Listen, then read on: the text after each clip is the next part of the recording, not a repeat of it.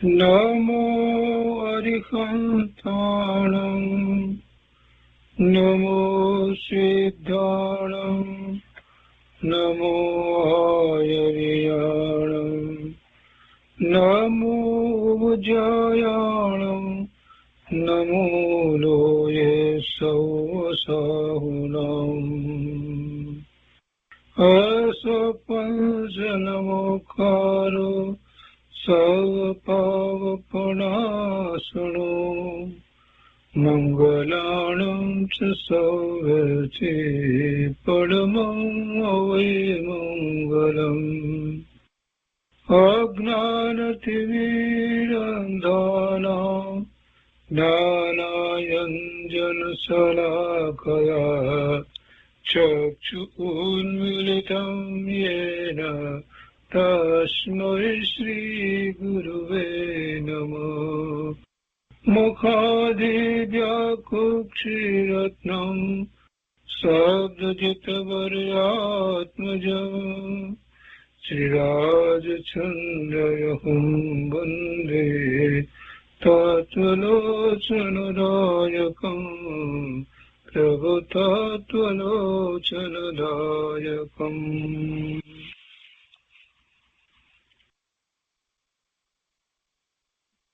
ગોપાળદેવના વચનામૃતનો સ્વાધ્યાય. એમાં આપણે વર્ષ 25ના પત્રોનો સ્વાધ્યાય કરી રહ્યા છીએ. એમાં આપણે પત્રાંક 358 સુધી સ્વાધ્યાય કર્યો છે, 359 સુધી.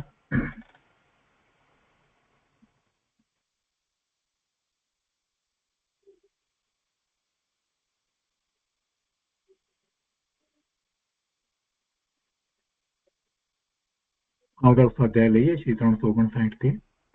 પાના નંબર 326, પત્રાંક 359. મુંબઈ ચૈત્રવદ આઠમ સંવત 1948. સુભાગભાઈ પ્રત્યે આ પત્ર લખાયો છે. કૃપાળુદેવ લખે છે કે હૃદયરૂપ સૌભાગ્ય, આજે પત્ર એક પ્રાપ્ત થયું છે. પત્ર વાંચવા પરથી અને વૃત્તિ જ્ઞાન પરથી હાલ આપને કંઈક ઠીક રીતે ધીરજ બળ રહે છે એમ જાણી સંતોષ છે. પત્ર વાંચવા પરથી અને વૃત્તિ જ્ઞાન પરથી હાલ આપને કંઈક ઠીક રીતે ધીરજ બળ રહે છે એમ જાણી સંતોષ છે. પત્ર વાંચીને અને બીજું વૃત્તિ જ્ઞાન પરથી, એટલે એ ભાઈ દ્વારા જે એમની વૃત્તિ હશે એની કૃપાળુદેવ સમજી અને એમ લખે છે કે હાલ આપને કંઈક ઠીક રીતે ધીરજ બળ રહે છે અને એવું લાગે છે, એટલે અમને પણ સંતોષ છે. આજીવિકા સંબંધી કેટલાક વખતે પ્રતિકૂળતાને કારણે કંઈક વાત એવી લખતા હતા ને, એ બધી વાત નહીં હોય. આગળ લખે છે, કોઈ પણ પ્રકારે પ્રથમ તો જીવનું પોતાપણું ટાળવા યોગ્ય છે. કોઈ પણ પ્રકારે પ્રથમ તો જીવનું પોતાપણું ટાળવા યોગ્ય છે. દેહાભિમાન ગલિત થયું છે જેનું, તેને સર્વ સુખરૂપ જ છે. પોતાપણું એટલે પરમાં પોતાપણું જે છે એ ટાળવા જેવું છે. પોતે ભગવાન આત્મા છે, એ સિવાય બીજે ક્યાંય પોતે નથી. એ સિવાય બીજે ક્યાંય પોતાનું અસ્તિત્વ નથી. કોઈ પણમાં મન, વાણી, કાયા એમાં કાંઈ આત્માનું અસ્તિત્વ નથી, આત્માનું હોવાપણું નથી.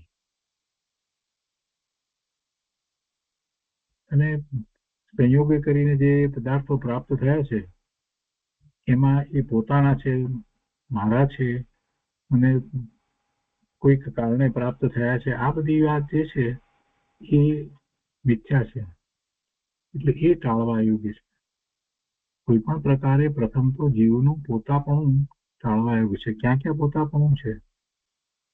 પોતાપણું આત્માને વિશે તો છે નહીં, અને એ સિવાય બહારમાં જ બધે પોતાપણું છે, શરીરમાં પોતાપણું છે, સંયોગે કરીને જે પદાર્થો પ્રાપ્ત થયા છે એમાં પોતાપણું છે,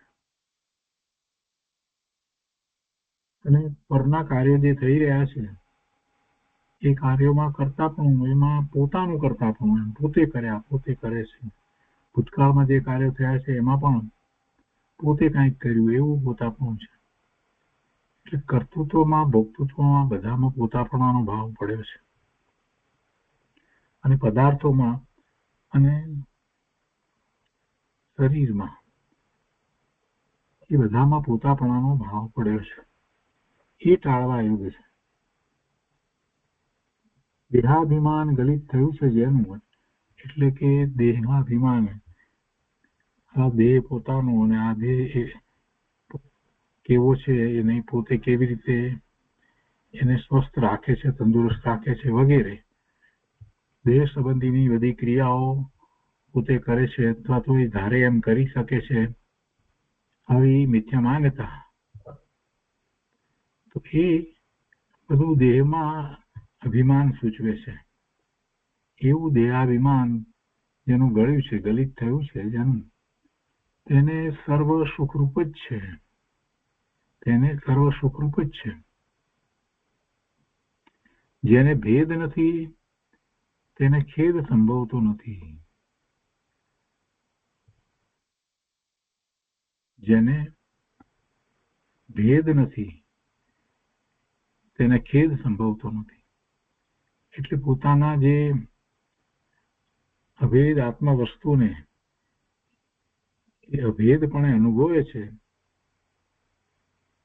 વસ્તુમાં ભેદ પડતા નથી. આત્માના સ્વરૂપમાં તો કોઈ ભેદ છે નહીં, ગુણ ગુણીનો ભેદ પણ નથી. તો એવું પોતાનું સ્વરૂપ, અનંત ગુણ તો એવો પણ ભેદ પડતો નથી, વસ્તુ અભેદ છે. તો એવું અભેદપણું, એટલે જે ભેદ નથી, પોતાની ચીજ ધ્રુવ વસ્તુ વિશે પોતાને જુદું છે એમ નથી. હું જુદો અને મારે જેનું લક્ષ્ય કરવાનું છે એ મારું સ્વરૂપ જુદું, એવો કોઈ ભેદ છે નહીં. અનુભવ થયા પછીથી એ અભેદ વસ્તુ સાથે એકરૂપતા સહજ થઈ જાય છે. આત્મજ્ઞાન થયા પછીથી નિર્વિકલ્પ ધ્યાનમાં પછી પોતાની ચીજ સાથે પોતે હંમેશા અભેદ રહે છે, એને પોતાથી જુદું એમ માનતોય નથી. એટલે જેને ભેદ નથી તેને ખેદ સંભવતો નથી. હરિ ઈચ્છા પ્રત્યે વિશ્વાસ દ્રઢ રાખી વર્તો છો એ પણ સાપેક્ષ સુખ રૂપ છે. સુભાગભાઈએ લખ્યું હશે હરિ ઈચ્છા બળવાન છે વગેરે, તો કે છે કે હરિ ઈચ્છા પ્રત્યે વિશ્વાસ દ્રઢ રાખી વર્તો છો એ પણ સાપેક્ષ સુખરૂપ છે. સુખરૂપ તો છે, એટલે પછી સુખરૂપ કેવું છે તો વિશેષણ મૂક્યું સાપેક્ષ સુખરૂપ છે. એમાં અપેક્ષા છે, એમાં અપેક્ષા સહિત સુખરૂપ છે. એટલે એવી અપેક્ષા છે કે હરિ ઈચ્છા બળવાન છે, અથવા તો પૂર્વ કર્મને કારણે જે કંઈ છે તે છે, એવી સાપેક્ષતા છે. અને એવું સાપેક્ષ સુખરૂપ છે. ભગવાન પ્રત્યે એવો વિશ્વાસ રાખી અને પછી પોતાને જે ઉપાધિના પ્રસંગો હોય, જે કંઈ કોઈ પણ પ્રકારે, તો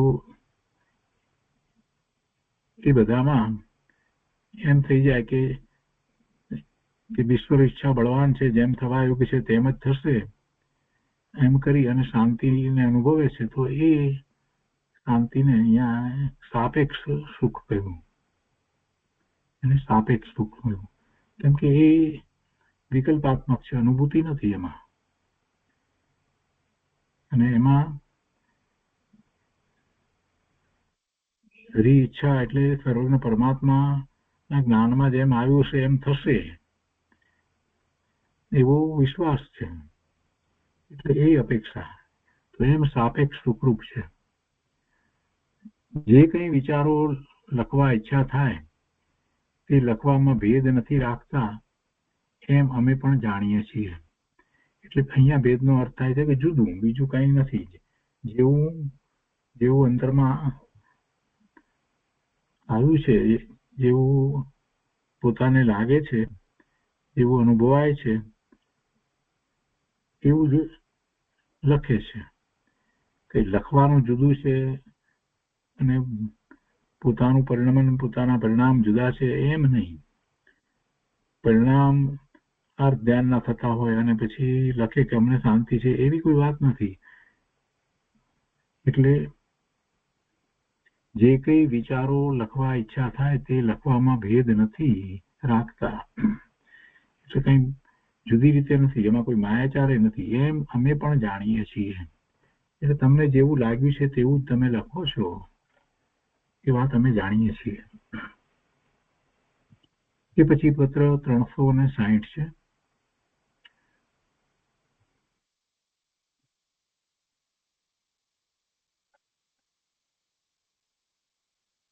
એ પણ સૌભાગ્ય પ્રત્યે છે.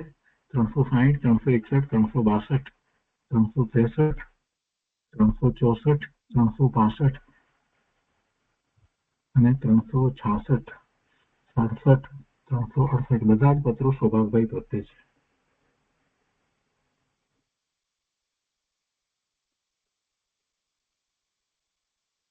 મુંબઈ, ચૈત્રવદ પારસ, રવિવાર, સંવત 1948. 360માં પત્રમાં કૃપાળુદેવ લખે છે કે જ્યાં પૂર્ણ કામપણું છે ત્યાં સર્વજ્ઞતા છે. જ્યાં પૂર્ણ કામપણું છે ત્યાં સર્વજ્ઞતા છે.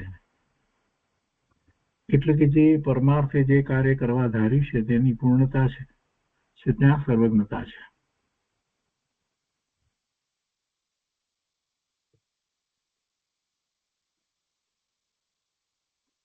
જેને બોધ બીજની ઉત્પત્તિ હોય છે તેને સ્વરૂપ સુખથી કરીને પરિતુપ્તપણું વર્તે છે અને વિષય પ્રત્યે અપ્રયત્ન દશા વર્તે છે. જેને બોધ બીજની ઉત્પત્તિ હોય છે, સમ્યક્ત્વની વાત છે, બોધ બીજની પ્રાપ્તિ થવી એટલે સમ્યક દર્શન થવું. જેને બોધ બીજની ઉત્પત્તિ હોય છે તેને સ્વરૂપ સુખથી કરીને પરિતુપ્તપણું વર્તે છે. પોતાના સ્વરૂપમાંથી જ સુખની પ્રાપ્તિ થાય છે અને એ પ્રાપ્તિથી પોતાને પરિતુપ્તપણું વર્તે છે, પૂર્ણ સંતોષ. પછી કોઈ એમ ઈચ્છા નથી થતી કે અમુક પ્રકારે પાછું સુખની પ્રાપ્તિ થાય, અમુક થાય, એવી કોઈ ઈચ્છા નથી થતી. એનાથી સંતોષ થાય છે, પૂર્ણપણે સંતોષ થાય છે. જેને બોધ બીજની ઉત્પત્તિ હોય છે, સમ્યક દર્શન થયું છે, આત્માની અનુભૂતિ થઈ છે, તો એને પોતાના સ્વરૂપમાંથી જે સુખની પ્રાપ્તિ થઈ છે એનાથી એને સંતોષ છે, પૂર્ણપણે સંતોષ વર્તે છે. અને પછી બીજા કોઈ સુખ માટે આને વિકલ્પ ઉઠતોય નથી. ઇન્દ્રિયના વિષયો, પાંચે ઇન્દ્રિયના વિષયો પ્રત્યે અપ્રયત્ન દશા વર્તે છે. એને પ્રાપ્ત કરવા માટેનો કોઈ પ્રયત્ન થતો જ નથી, કેમ કે સુખ તો પોતે પ્રાપ્ત કરી લીધું છે અને સુખ જે પ્રાપ્ત થયું છે સ્વરૂપમાંથી એ માટે પૂર્ણપણે સંતોષ છે. અને પોતાનું છે એ ક્યાંય જવાનું નથી, વારંવાર એ તો પોતાને અનુભૂતિમાં અનુભવમાં આવ્યા કરે છે. એટલે એના પ્રત્યે એટલું બધું પોતે કૃત્ય થયા છે એવા ભાવ સહિત, પોતે કંઈક એવું મોટું પ્રાપ્ત કરી લીધું છે એવા ભાવ સહિત ખૂબ સંતોષ છે, પરિતૃપ્તપણું છે. અને પછી એવી દશા થાય છે તો હવે વિષય માટે બહારમાં ક્યાંય વિકલ્પ ઉઠતો નથી. પાંચમાંથી કોઈ પણ ઇન્દ્રિયના વિષયમાં હવે જવાનો ઉદ્યમ જ થતો નથી, એવો કોઈ પ્રયત્ન જ થતો નથી. એટલે અપ્રયત્ન દશા વર્તે છે. આગળ લખે છે કે જે જીવિતવ્યમાં ક્ષણિકપણું છે તે જીવિતવ્યમાં જ્ઞાનીઓએ નિત્યપણું પ્રાપ્ત કર્યું છે એ અચરજની વાત છે. એનો એક અર્થ તો એ રીતે થાય છે કે જે જીવિતવ્યમાં ક્ષણિકપણું છે તે જીવિતવ્યમાં જ્ઞાનીઓએ નિત્યપણું પ્રાપ્ત કર્યું છે. એટલે કે જે એક સમયની જે પર્યાય છે, જે ખરેખર આત્માનું જીવન છે એટલે અનુભૂતિ છે, અને એ વખતે જે જીવન છે એટલે એ જે નિર્મળ પરિણામ છે એ ક્ષણિક છે. તો એમાં જ્ઞાનીઓએ નિત્યપણું પ્રાપ્ત કર્યું છે. હવે એમને એવા જ પરિણામ થયા કરે છે જ્ઞાનીને. એ જીવિતવ્યમાં જ્ઞાનીઓએ નિત્યપણું પ્રાપ્ત કર્યું છે એ અચરજની વાત છે. એક આ રીતે અર્થ થાય છે. અને બીજો અર્થ પછી આગળ કૃપાળુદેવે લખ્યો છે તે આપણે વાંચનમાં લઈશું. પણ જે જીવનમાં નિત્યપણું જ્ઞાનીઓએ પ્રાપ્ત કર્યું છે એટલે કે જે પર્યાયમાં નિત્ય એવી જ પર્યાય થાય એમ એ જ્ઞાનીઓએ કર્યું છે. જે જીવિતવ્યમાં જ્ઞાનીઓએ નિત્યપણું પ્રાપ્ત કર્યું છે. બીજાને એ ક્ષણિક છે. સમ્યક દર્શનની વાત લીધી, પેલા બોધિ બીજની વાત લીધી, તો એના અનુસંધાનમાં જયારે આપણે વિચાર કરીએ તો એક વાત તો એ આવી કે એમને સ્વરૂપમાંથી સુખની પ્રાપ્તિ થાય છે, એનાથી ખૂબ સંતોષ છે, અને એથી ઇન્દ્રિયોના વિષયો પ્રત્યે કોઈ પ્રયત્ન કરતા નથી.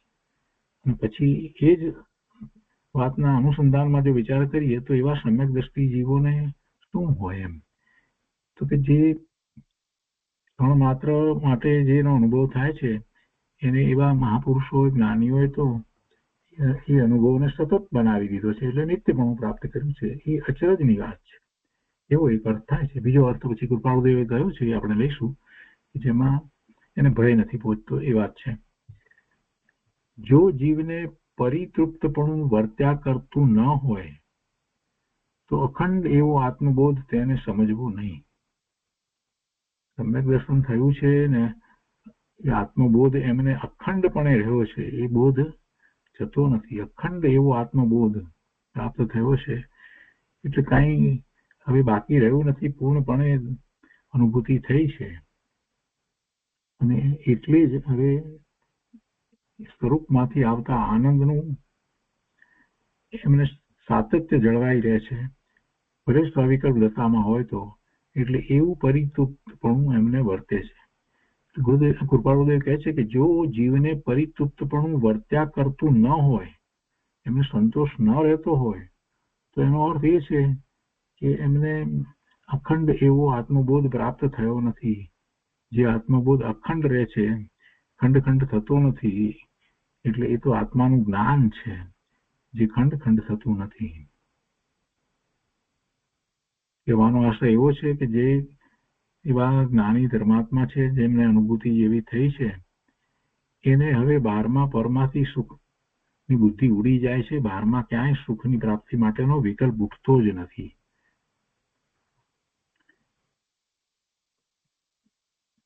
એ પછી 361 પત્રક છે. મુંબઈ વૈશાખ સુદ 30 શુક્રવાર અક્ષય તૃતીયા.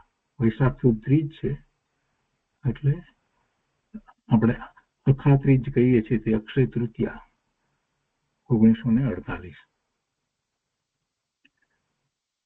કૃપાળુદેવ લખે છે ભાવ સમાધિ છે, બાહ્ય ઉપાધિ છે. જે ભાવને ગૌણ કરી શકે એવી સ્થિતિની છે.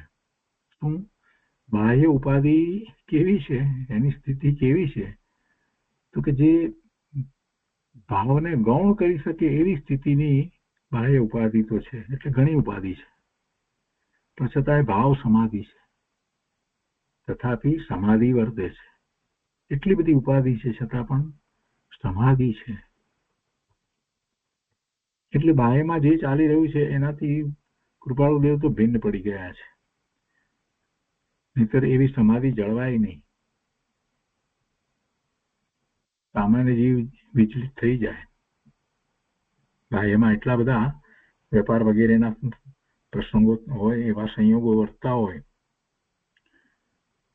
એટલે ઉપાધિ કહ્યું છે ભાઈ ઉપાધિ, તો એમાં સહેલાઈથી એવા વેપારના કાર્યો થતા ન હોય, ઘણી બધી ઉપાધિઓ એમાં હોય, એવી વાત લખી છે. એટલે એવી ઉપાધિ હોય અને પછી પાછા આત્મા તરફ લક્ષ રહે ને આત્માની અનુભૂતિ કરે, આ થવું સામાન્ય નથી. કેમ કે પેલી ઉપાધિ હોય ને એનો વિકલ્પ આવ્યા વિના રહે નહીં. જે કાર્ય આખો દિવસ થયા કરતું હોય, મન એમાં રોકાયું હોય, વેપારની વાત, તો એનો વિકલ્પ આવી જાય, એ વાત સામાન્ય છે. મોટાભાગના જીવને એમ જ થાય. જે પ્રવૃત્તિમાં આખો વખત એ રોકાયેલો હોય ને પછી કે છે કે હવે ધ્યાનમાં બેસવું છે, તો ધ્યાનમાં આંખ બંધ કરે એટલું જ, બાકી તો વિકલ્પ તો એ જ આવ્યા કરે છે. તો કૃપાળુદેવની વાત આખી જુદી છે. એ બધું છે છતાંય પણ કે છે કે તથાપી સમાધિ વર્તે છે. કૃપાળુદેવની દશા અદભુત હતી. એ પછી 362 બીજા દિવસનો પત્ર છે. મુંબઈ વૈશાખ સુદ 14 શનિવાર સંવંત 1948. એમાં લખે છે કે હૃદયરૂપ શ્રી સૌભાગ્ય નમસ્કાર પહોંચે.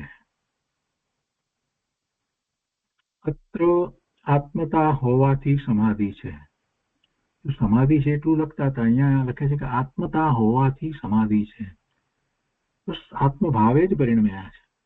આત્માનો ભાવ તો જ્ઞાન ભાવ છે, તો જ્ઞાન ભાવે જ પોતે રહ્યા છે એટલે સમાધિ છે. આત્મતા હોવાથી સમાધિ છે. અમે પૂર્ણ કામપણા વિશે લખ્યું હતું તે એવા આશયથી લખ્યું છે કે જે પ્રમાણે જ્ઞાનનું પ્રકાશવું છે તે પ્રમાણે શબ્દ આદિ વ્યવહારિક પદાર્થને વિશેથી નિસ્વરૂપણું વર્તે છે. અને પૂર્ણ કામપણા વિશે લખ્યું હતું. પૂર્ણ કામપણાની વાત છે અહીંયા ઉપર. એનો અર્થ 360 જે વાત લીધી છે ને, જ્યાં પૂર્ણ કામપણું છે ત્યાં સર્વજ્ઞતા છે એમ લીધું છે ને, એટલે બીજી રીતે પણ એનો અર્થ લીધો છે. એનો અર્થ એ છે કે અમે પૂર્ણ કામપણા વિશે લખ્યું હતું તે એવા આશયથી લખ્યું છે કે જે પ્રમાણે જ્ઞાનનું પ્રકાશવું છે તે પ્રમાણે શબ્દ આદિ વ્યવહારિક પદાર્થને વિશેથી નિસ્વરૂપણું વર્તે છે. કોઈ ઈચ્છા નથી, કોઈ પણ પદાર્થને વિશે કોઈ સ્પૃહા નથી. આત્મ સુખે કરી પરિતૃપ્તપણું વર્તે છે અને અન્ય સુખની જે ઈચ્છા નહીં થવી તે પૂર્ણ જ્ઞાનનું લક્ષણ છે. એટલે સર્વજ્ઞતા છે એમ. પૂર્ણ કામપણા વિશે લખ્યું હતું. પૂર્ણ કામ વિશે એમ લખ્યું ને કે જ્યાં પૂર્ણ કામપણું છે ત્યાં સર્વજ્ઞતા છે. તો ત્યાં સર્વજ્ઞતા કેવી રીતે હોય એમ એક અર્થ તો આપણે એ રીતે વિચાર કર્યો કે પૂર્ણ દશા થઈ છે તો સર્વજ્ઞતા પ્રગટ થઈ છે. અને અહીંયા કૃપાળુદેવે થોડુંક સર્વજ્ઞતા માટે એમ પણ લીધું છે કે જ્યારે જ્ઞાની એવા ધર્મીની એવી ઉત્કૃષ્ટ દશા છે તો એ અપેક્ષાથી એટલે ભાવિ નૈગમ નહીંથી એમ કહી શકાય કે એમને સર્વજ્ઞતા છે. એ વાત અહીંયા એ રીતે સમજાવી છે. અમે પૂર્ણ કામપણા વિશે લખ્યું હતું તે એવા આશયથી લખ્યું છે કે જે પ્રમાણે જ્ઞાનનું પ્રકાશવું છે તે પ્રમાણે શબ્દ આદિ વ્યવહારિક પદાર્થને વિશેથી નિસ્વરૂપણું વર્તે છે. કોઈ સ્પૃહા નથી ઇન્દ્રિયના વિષયો વિશે પણ, અને એ શબ્દ આદિ વ્યવહારિક પદાર્થને વિશેથી એટલે જે કઈ માહિતી રૂપે જે કઈ જે જ્ઞાન થાય એના માટે કોઈ ઈચ્છા નથી એમ નિસ્પૃહપણે વર્તે છે. શબ્દ આદિ વ્યવહારિક પદાર્થને વિશેથી નિસ્પૃહપણું વર્તે છે. જગતના બધા જ પદાર્થો પ્રત્યે થી નિષ્ફળપણું વર્તે છે. આત્મસુખે કરી પરિતૃપ્તપણું વર્તે છે.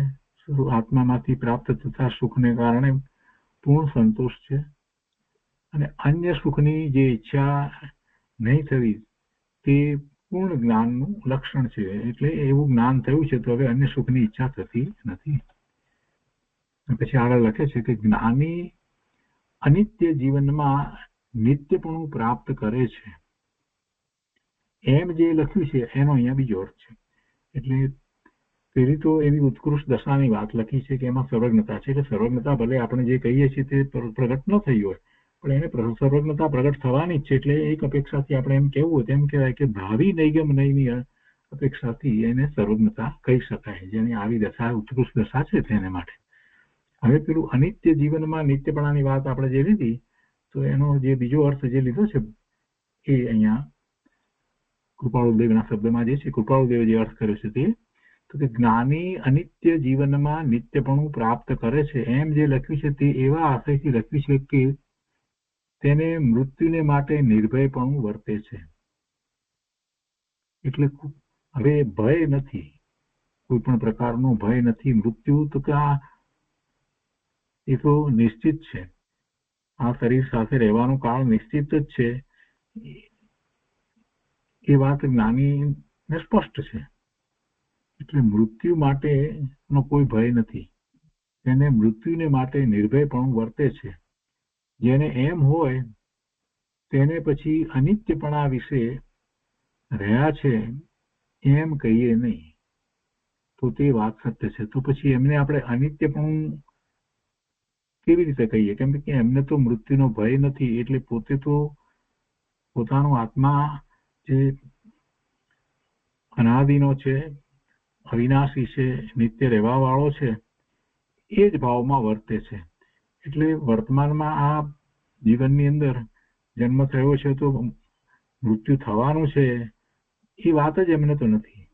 આ બધા પરિણામો જે થઈ રહ્યા છે તે થાય છે. આ વર્તમાન પર્યાય છે તો તે પર્યાયથી પોતે પોતાને ભિન્ન જાણે છે. એટલે એમને કોઈ મૃત્યુનો ભય છે નહીં. તો પોતે પોતાને એક શુદ્ધ આત્મા તરીકે જ જીવી રહ્યા છે. પોતાને શુદ્ધ આત્મા તરીકે માની અને એમ જીવી રહ્યા છે. એટલે એમને માટે એમ કહેવાય કે એમને નિત્યપણું છે. જ્ઞાની અનિત્ય જીવનમાં નિત્યપણું પ્રાપ્ત કરે છે. એટલે એમને માટે એમ પછી એમને લખ્યું કે જેને એમ હોય તેને પછી અનિત્યપણા વિશે રહ્યા છે એમ કહીએ નહીં તો તે વાત સત્ય છે. એટલે અનિત્યપણા વિશે રહ્યા નથી તો નિત્યપણા વિશે રહ્યા છે એવો એનો અર્થ થયો. ખરું આત્મભાન થાય છે તેને હું અન્ય ભાવનો અકર્તા છું એવો બોધ ઉત્પન્ન થઈ અહમ પ્રત્યયી બુદ્ધિ તે વિલય પામે છે. ખરેખર જેને આત્મભાન થાય છે અનુભૂતિ સહિત તેને હું અન્ય ભાવનો અકર્તા છું. અન્ય ભાવ એટલે પોતાને પરના લક્ષ્ય થતા ભાવ જે છે ને પોતાના જ ભાવ છે છતાં એ ભાવનો પણ હું કરતા નથી, એનો અકર્તા છું. એટલે માત્ર સ્વભાવ ભાવનો જ કરતા છું. હું અન્ય ભાવનો અકર્તા છું એવો બોધ ઉત્પન્ન થઈ અહમ પ્રત્યયી બુદ્ધિ એ વિલય પામે છે. પોતાપણાની બુદ્ધિ એ વિલય પામે છે, એ રહેતી નથી. શુભભાવ જે છે એનું કરતાપણું જ્ઞાનીને હોતું નથી. ગમે તેવો શુભભાવ હોય તો પણ એનું પોતાપણું કરતાપણું જ્ઞાનીને હોતું નથી. એ બધા અન્ય ભાવ થયા. અશુભ ભાવની તો વાત જ નથી. પણ એમ અન્ય ભાવનો અકર્તા છું. એક સ્વભાવનો જ કરતા છું ને સ્વભાવનો કરતા થવામાં તો મોટો પુરુષાર્થ છે. એ સ્વ તરફ વળી જાય છે. જ્ઞાન દર્શનના ઉપયોગ સ્વ તરફ વળી જાય છે તો સ્વભાવ ભાવે થાય છે. તો એ સ્વભાવ ભાવનો એમ એ કરતા થાય છે. એ કાર્ય પોતે એમ કરે છે. બાકી બીજા બધા જે ભાવ જે છે એના તો એ કરતા થતા નથી. એ તો આવી પડેલા ભાવો છે. શુભ કે જ્ઞાનીને અશુભ તો ભાગ્યે જ હોય, પણ જે શુભ ભાવ છે તો એ પણ આવી પડેલા ભાવ છે.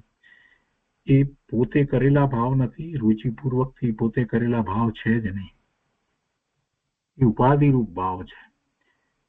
એટલે પછી એમાં પોતાપણાની બુદ્ધિ થતી નથી. અહમ પ્રત્યય બુદ્ધિ, એટલે પોતાપણાની બુદ્ધિ એ પછી એમાં થતી જ નથી. એટલે એમ એ બુદ્ધિ વિલય પામે છે.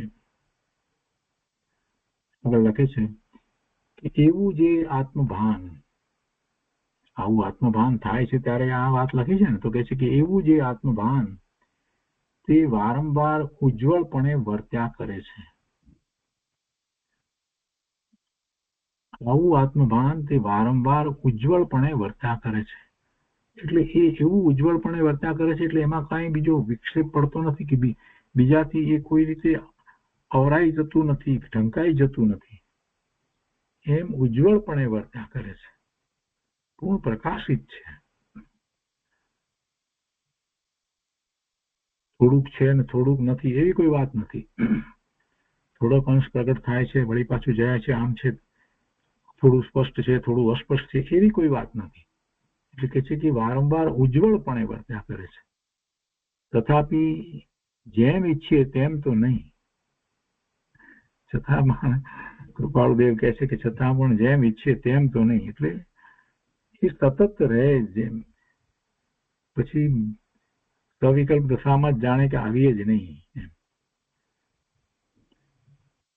અત્ર સમાધિ છે, ફરી પાછું લખે છે અત્ર સમાધિ છે, અને પછી પત્ર પૂરો કરે છે કે સમાધિ રૂપ. પોતે લખનાર કોણ છે? જે સમાધિ રૂપ છે તે સમાધિ રૂપ છે ગોપાળુદેવ. તો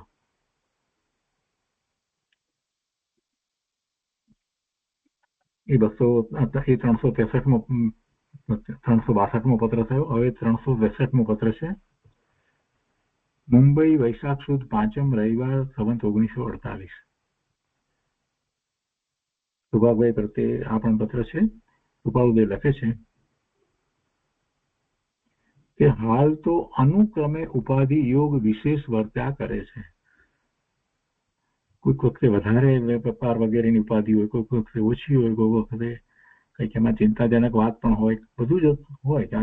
કે વેપાર વધ્યો છે એટલે એ બધી વાત પણ હોય ને પોતે નિષ્ઠાપૂર્વક કાર્ય કરે છે. એટલે હાલ તો અનુક્રમે ઉપાધિ યોગ વિશેષ વર્ત્યા કરે છે. એટલે અનુક્રમે એટલે એક પછી એક વધારે ને વધારે ઉપાધિ આવ્યા કરે છે. હાલ તો અનુક્રમે ઉપાધિ યોગ વિશેષ વર્ત્યા કરે છે. વધારે શું લખવું? વ્યવહારના પ્રસંગમાં ધીરજ રાખવી યોગ્ય છે. એ વાત વિસર્જન નહીં થતી હોય એમ ધારણા રહ્યા કરે છે. સુભાગભાઈ પ્રત્યે લખ્યું છે ને, એટલે વ્યવહારના પ્રસંગમાં થોડુંક એમને ચિંતાનું કારણ રહેતું હતું સુભાગભાઈને. એટલે એના સંબંધીની વાત ક્યારેક ક્યારેક કૃપાળુદેવને પણ એ લખતા હતા. અને કૃપાળુદેવ એ માટે એમને ધીરજ રાખવાનું કહેતા હતા, એવું આશ્વાસન આપતા હતા. લખે છે કે વ્યવહારના પ્રસંગમાં ધીરજ રાખવી યોગ્ય છે, અને એ વાત વિસર્જન નહીં થતી હોય, એ વાત ભૂલાઈ નહીં જતી હોય, વિખરાઈ જતી નહીં હોય, એ વાત કાયમ રહેતી હશે, એ જતી નહીં રહેતી હોય એમ ધારણા રહ્યા કરે છે, એમ અમે માનીએ છીએ. અનંતકાળ વ્યવહાર કરવામાં વ્યતીત કર્યો છે, તો તેની જંજાળમાં પરમાર્થ વિસર્જન ન કરાય એમ જ વર્તવું. એવો જેને નિશ્ચય છે તેને તેમ હોય છે.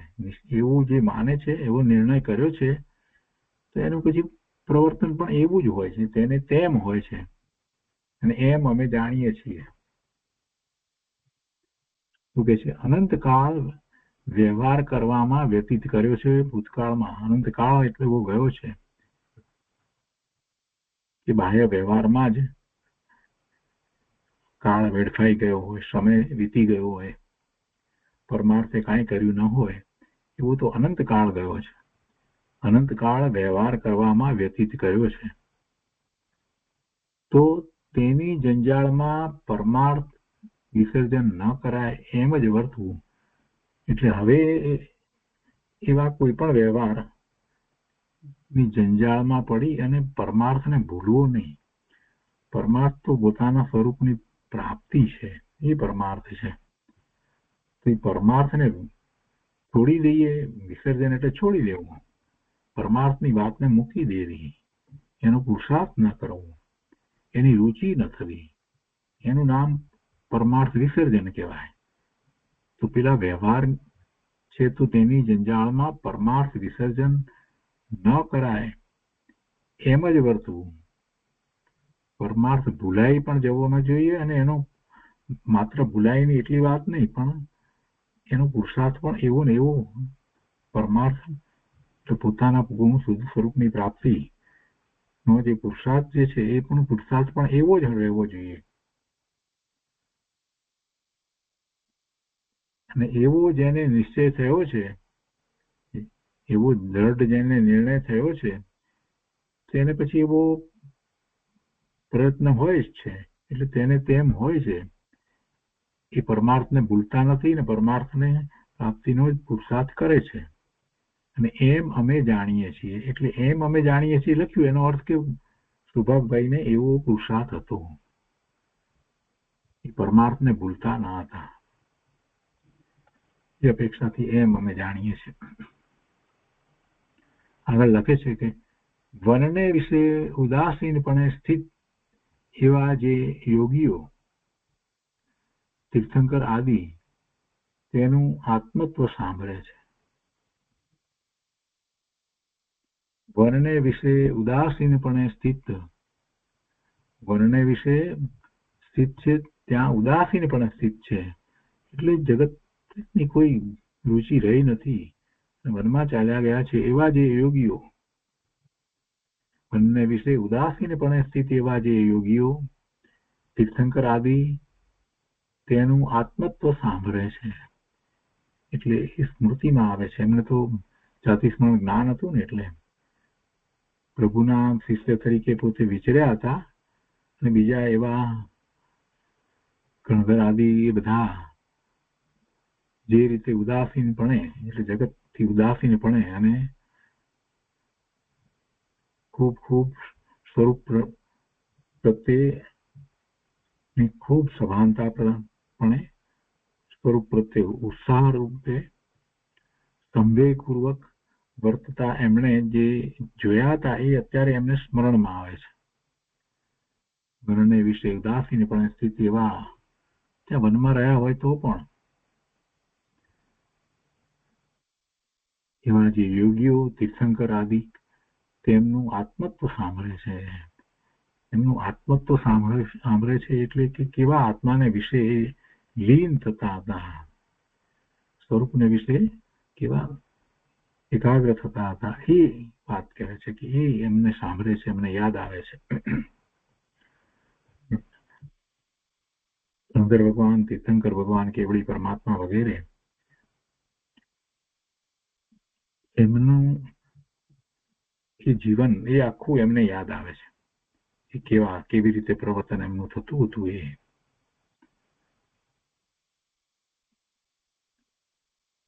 એ 363 થયો. હવે 364 મુંબઈ વૈશાખ સુદ 9 ગુરુવાર 1948. હૃદય રૂપ શ્રી સુભાગ્ય. અત્ર સમાધિ છે, બાહ્ય ઉપાધિ છે,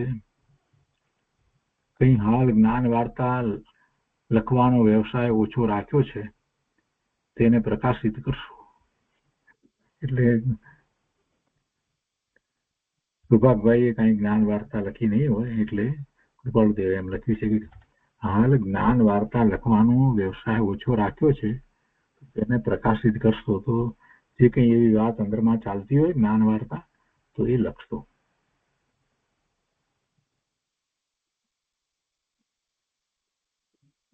હવે એના પછી 365 છે. મુંબઈ વૈશાખ સુદ 11 શનિવાર 1948. કૃપાળુદેવ લખે છે સુભાગભાઈ પ્રત્યે કે આજે પત્તું પહોંચ્યું છે. પત્ર મળ્યો છે. વ્યવસાય વિશેષ રહે છે. પ્રાણ વિનિમય નામનું મેથમેરિઝમનું પુસ્તક વાંચવામાં આગળ આવી ગયું છે. એ પુસ્તક જે છે મણિભાઈનું પુસ્તક છે.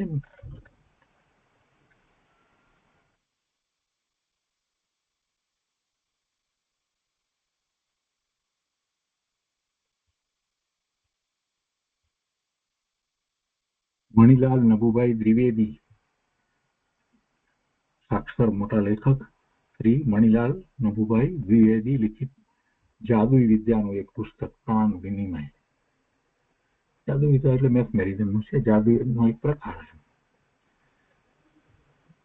હિપ્નોટિઝમ ને મેથમેરિઝમ ને આ બધું જે કરતા હોય છે ને, તો એ પ્રાણ વિનિમય નામનું મેથમેરિઝમનું પુસ્તક વાંચવામાં આગળ આવી ગયું છે. કદાચ સૌભાગભાઈ એ વિશે કંઈક લખ્યું હશે એટલે ઉત્તર લખ્યો છે. આવી ગયું છે. એમાં જણાવેલી વાત કંઈ મોટી આશ્ચર્યકારક નથી, તથાપિ એમાં કેટલીક વાત અનુભવ કરતા અનુમાનથી લખી છે. એટલે એમને એ અનુભવ નહીં હોય એટલે માત્ર અનુમાનથી લખી છે એમ કૃપાળુદેવ કહે છે. એમને એટલે મણિભાઈ નભુભાઈ જેમણે લખ્યું છે એમને કે એ એવા પ્રયોગો કંઈક ખાસ કરતા હતા એવું હતું નહીં, છતાંય કેટલીક વાત અનુમાનથી પણ એમણે લખી હોય. તો તેમાં કેટલીક અસંભવિતતા છે. મેથમેરિઝમની વાતમાં બધાને એમ કે મેથમેરાઇઝ કરી દે ને આ કંઈકને બદલે કંઈક દેખાડે ને આ ન હોય ત્યાંથી બધી વસ્તુ દેખાડે ને બધાને એક જ જેવું બધું કંઈક દેખાય ને જણાય ને એક જ આવી બધી વાતો જે બધી સાંભળવામાં આવે છે મેથમેરિઝમથી કરતા હોય છે પ્રયોગ, તો એમાં પછી વધારે પડતી કોઈક વાત લખી હશે એટલે પુસ્તકમાં. એટલે કૃપાળુદેવ કહે છે કે એમાં કોઈ મોટી આશ્ચર્યકારક વાત નથી, તથાપિ એમાં કેટલીક વાત અનુભવ કરતા અનુમાનથી લખી છે. તેમાં કેટલીક અસંભવિતતા છે એટલે વધારે પડતી વાત લખી છે. એ એટલું બધું સંભવ થતું નથી. એટલે એનો તો ત્યાં અંત લાવી દીધો એ વાતનો. એમાં કૃપાળુદેવને બધું ખબર છે એટલે કાંઈ એમાં કઈ રસપ્રદ એવી વાત નથી. અહીંયા હવે આગળ લખે છે કે જેને આત્મત્વ પ્રત્યે ધ્યેયતા નથી એને એ વાત ઉપયોગી છે. જેને આત્મત્વ પ્રત્યે ધ્યેયતા નથી એટલે આત્મા જેનું ધ્યેય નથી, શુદ્ધ આત્મત્વ તત્વની પ્રાપ્તિ જેને ધ્યેય નથી, એને પછી બારમાં બધી વસ્તુમાં રસ પડે, એને પછી આ જાદુ વગેરેની વાતમાં મેથમેરિઝમમાં હિપ્નોટિઝમમાં કે બધામાં રસ પડે. જેને આત્મત્વ પ્રત્યે ધ્યેયતા નથી એને એ વાત ઉપયોગી છે. અમને તો તે પ્રત્યે કંઈ લક્ષ આપી સમજાવવાની ઈચ્છા થતી નથી. કદાચ એમણે પૂછાયું છે કે આ કેવી રીતે થાય, આમ કેવી રીતે થાય, એવું કંઈક પ્રશ્ન કર્યા છે. એટલે દેવ લખે છે કે અમને તો એ પ્રત્યે કંઈ લક્ષ આપી સમજાવવાની ઈચ્છા થતી નથી. અર્થાત ચિત્ત એવા વિષયને ઈચ્છતું નથી, એ નકામી વાતને ચિત્ત માનતું નથી, ઈચ્છતું નથી, એમાં પણ આગળ પડવું વિચાર કરવા ચિત્ત ધારતું નથી. ક્યારે આત્મામાં રત્ન ચિંતામણી હાથમાં આવી ગયો હોય એને પછી કાંકરા વીણવાનો ક્યાં પ્રશ્ન છે? કોઈ પ્રશ્ન એવો ઉપસ્થિત થાય જ નહીં કે કાંકરા વીણે. રત્ન ચિંતામણી હાથમાં આવ્યા પછી એ કાંકરા વીણે, ચીપલા વીણતો હશે, તેની કોઈ કિંમત નથી. એવું જ કંઈક છે. કૃપાળુદેવને આત્માની અનુભૂતિ થઈ અને એમાંથી આવતા આનંદ સુખને અનુભવે છે. અને બહારમાં સંયોગો જે છે એવા ખૂબ વ્યસ્તતાના, વેપારની વ્યસ્તતાના છે. કેટલાય લોકો સાથે એમને એ સંબંધી વેપાર સંબંધીની વાતચીતો કરવી પડતી હશે, બધું હશે, છતાંય પોતાની દ્રષ્ટિ સ્વરૂપ તરફ રહે અને જ્યારે પણ ધારે ત્યારે એ પોતે પોતાના સ્વરૂપમાં એકાગ્રતા કરી લેતા હશે. ત્યારે જ એમ લખે ને કે અત્યારે સમાધિ છે. દરેક પત્રમાં એમણે એમ લખ્યું છે અત્યારે સમાધિ છે એટલે પોતાના ચિત્તને કોઈ રીતે ડોળી નથી નાખતા, ડોળાવા દેતા નથી, ગમે તેવી વાત બની હોય એવી વેપારની તો પણ. અને એમાંથી આવતા આનંદ અને શાંતિને જ અનુભવતા હોય ત્યારે જ સમાધિ છે એમ લખે ને. એવી જયારે અદભુત દશા હોય ત્યારે પછી આ બધા નકામા વિષયોમાં એમને ક્યાંથી રસ પડે અને એના સંબંધી સ્પષ્ટતાઓ કરવી કે એ કેવી રીતે છે, શું છે, એ બધું પણ હવે એમને ક્યાંથી સૂઝે? એ વિષય એમને એ ઈચ્છે જ નહીં. એ કેવી રીતે કાર્ય થાય છે એ બધું એ વાતને કૃપાળુદેવ ક્યાંથી ઈચ્છે, એ સમજાવવાને નથી ઈચ્છતા. અત્ર સમાધિ છે અને બાહ્ય પ્રતિબદ્ધતા વર્તે છે, બહારમાં વેપારની પ્રતિબદ્ધતા વર્તે છે. સત સ્વરૂપ પૂર્વક નમસ્કાર. જો સ્વરૂપ સિવાય બીજી કોઈ વાત નથી, સમાધિ સિવાય બીજી કોઈ વાત નથી. કેટલા બધા પત્રથી આપણે એ જ વાંચી રહ્યા છે. કૃપાળુદેવની અંતરંગ દશા તો અદભુત છે. અને ત્યાં મુંબઈમાં રહી અને આ વેપાર વગેરે ચાલ્યા કરે ને છતાં પણ સમાધિ રહે છે, એ મોટામાં મોટું આશ્ચર્ય છે. એટલે લખે છે કે સત સ્વરૂપ પૂર્વક નમસ્કાર. સત સ્વરૂપ પોતાનું સ્વરૂપ પોતાને પ્રાપ્ત છે એ સહિત પોતે નમસ્કાર કરે છે.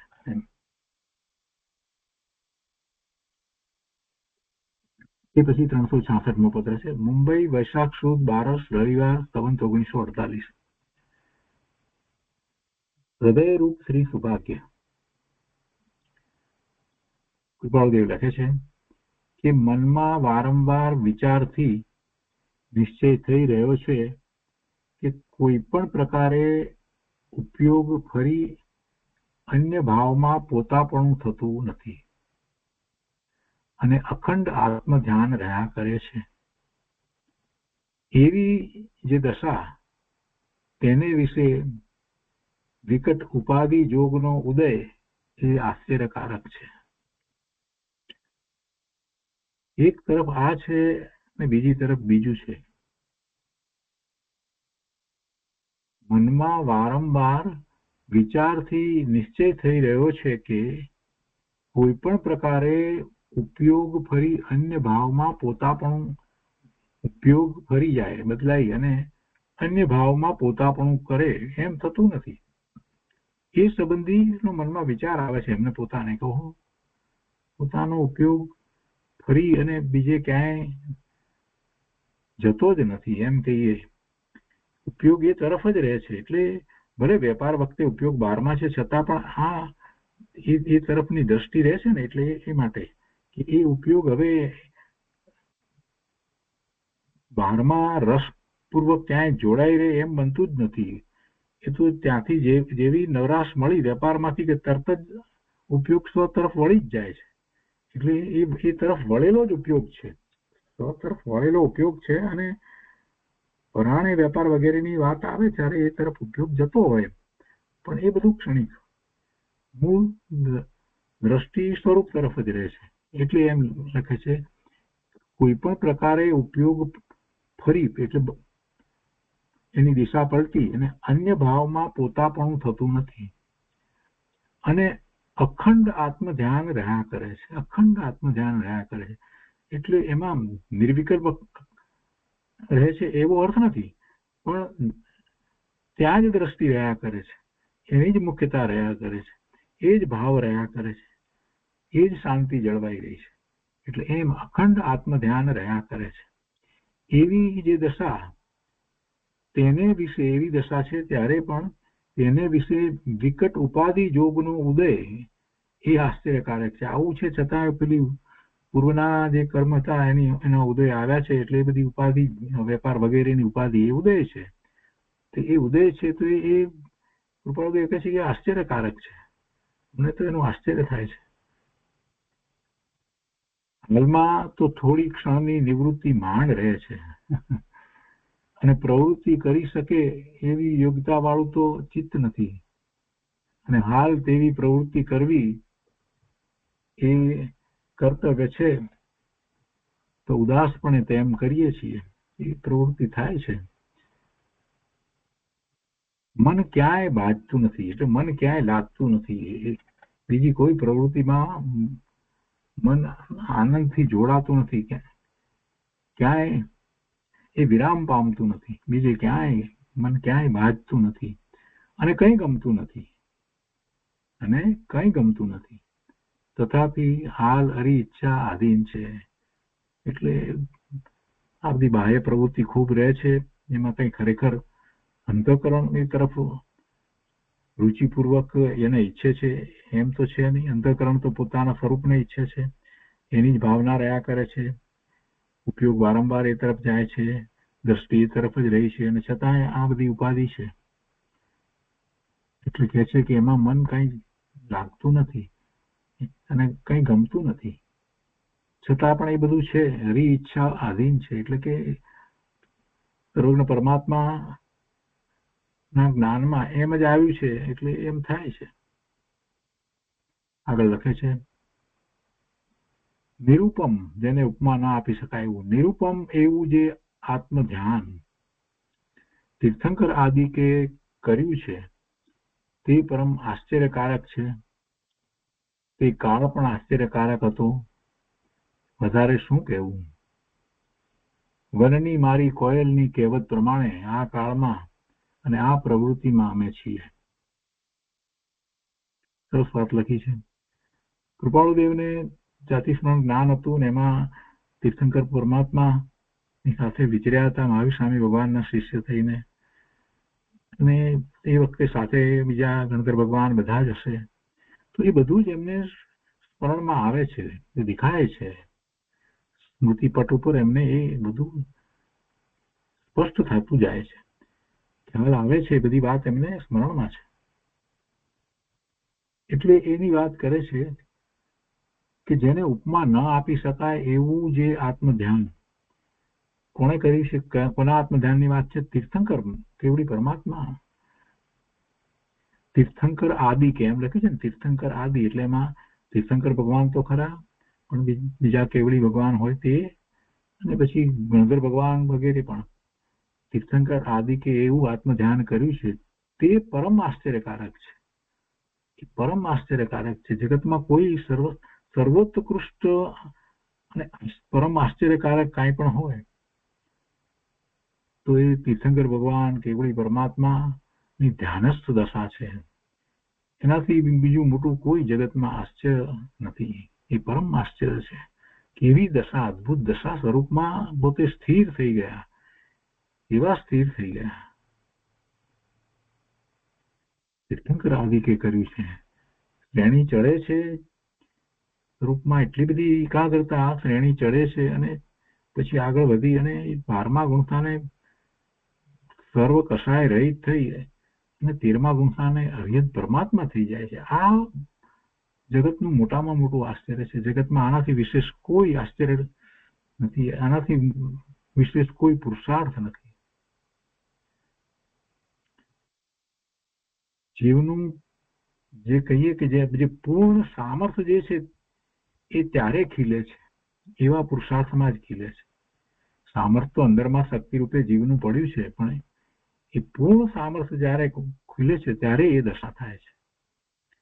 એ આશ્ચર્યકારક છે, જેને કોઈ ઉપમા આપી શકાતી નથી. એની તુલના કોઈની સાથે થઈ શકતી નથી.